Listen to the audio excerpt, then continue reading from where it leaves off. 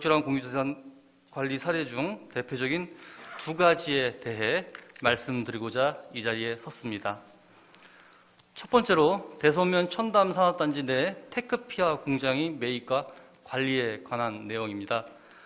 충주시는 대소면 첨단 산업단지 내에 있는 주 테크피아 공장에서 심한 악취가 발생한다는 이유로 공장 매입을 추진하였습니다.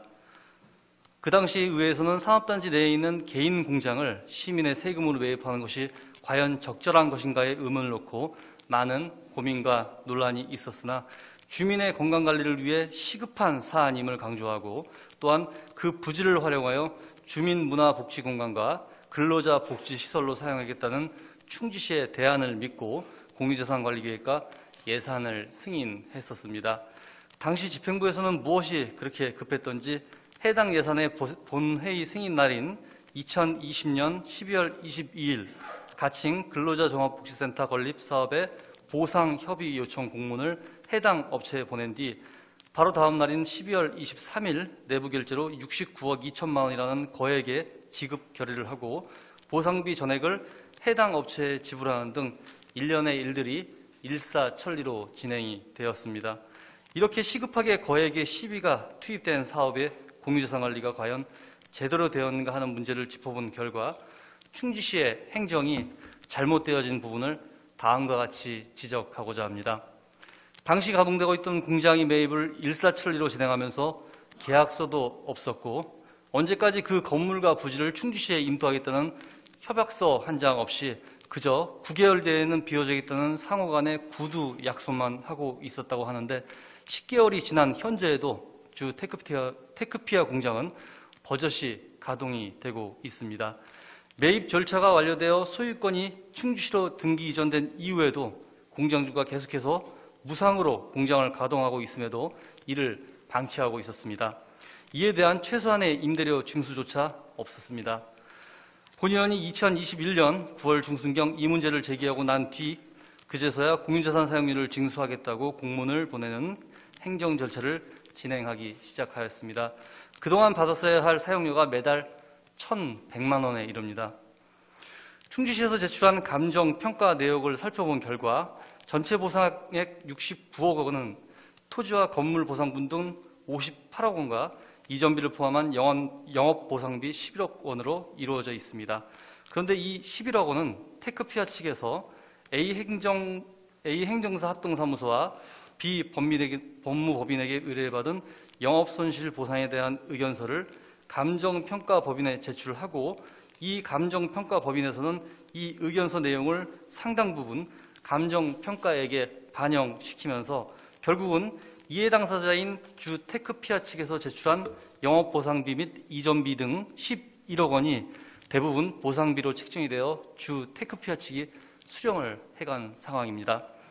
충주시가 이렇게 업체 측 입장이 투영된 감정평가액을 그대로 수용한 것을 보면 과연 사인 간의 거래였다면 매수인 입장에서 이 감정평가액을 그대로 수용할 수 있었을까 하는 의문이 드는 대목입니다. 네 번째, 주민건강을 위해 긴급을 요한 사업임에도 보상이 완료된 이후 지금까지 약 10개월간 공장이 가동되면서 현재 이 시간에도 주민 건강에 막대한 해를 끼치고 있음이 자명한데 어떻게 이러한 행정이 가능한 것인지도 지적하지 않을 수 없습니다. 다섯 번째, 도시재생사업은 정부의 주요 정책 사업입니다. 당시 리모델링을 계획했던 사업을 신축으로 전환하면서 예산을 들여 매입한 건물을 또 다른 예산으로 철거하고 다시 건물을 지어야 하는 어처구니없는 상황에 직면하게 되었습니다. 충주시의 이러한 미숙한 업무 처리로 인해 당초 계획 면적보다 건축 연면적을 20% 축소하였음에도 불구하고 전액 11호만 48억 원을 추가 투입해야 할 처지에 놓여 있습니다. 존경하는 시장님과 집행부 공무원 여러분, 시민의 혈세인 48억 원이 낭비되는 것에 대하여 누가 책임을 질 것입니까? 과연 이런 내용을 시민이 상세하게 안다면 그분들의 걱정과 분노는 생각보다 더 클 것으로 생각이 됩니다. 이 문제를 어떻게 처리하실지 조길영 시장님과 집행부에서는 냉철하게 고민해 주시기 바랍니다. 세 번째, 도시재생사업의 취지 훼손에 따른 문제입니다. 본래 수안보 도시재생 뉴딜 사업은 헌 건물을 리모델링하는 계획으로 국토부의 승인을 받은 사업입니다. 기존 건물을 철거하고 새 건물을 짓는 사업은 원칙적으로 이 사업의 취지와 맞지 않기 때문에 국토부에서는 이번 한 번은 변경 승인이 된다 하더라도 차후 충주시의 다른 도시재생사업 심사 시에 악영향을 끼치지 않으리라는 보장이 없습니다. 충주시의 졸속 행정으로 인하여 이런 눈에 보이지 않는 충주시의 손해는 과연 누가 책임을 질 것입니까? 네 번째, 형평성에 관한 사항입니다. 충주의 다른 지역 주민들이 형평성 문제를 거론하며 수안보의 구 한전연수원과 같이 헌 건물을 충주시가 매입하여 철거하고 새 건물을 신축을 요구하는 등 집단 민원이 있을 시에 충주시에서는 과연 어떻게 대응을 하실지 심히 걱정스럽습니다. 존경하는 조길령 시장님과 집행부 공무원 여러분, 다소 시간의 차이는 있지만 주 테크피어 공장 매입과 구 한전연수원 매입 두 건에서만 충주 시민들의 혈세인 순수시비 88억 원이 추가 투입되지는 낭비되게 되었습니다.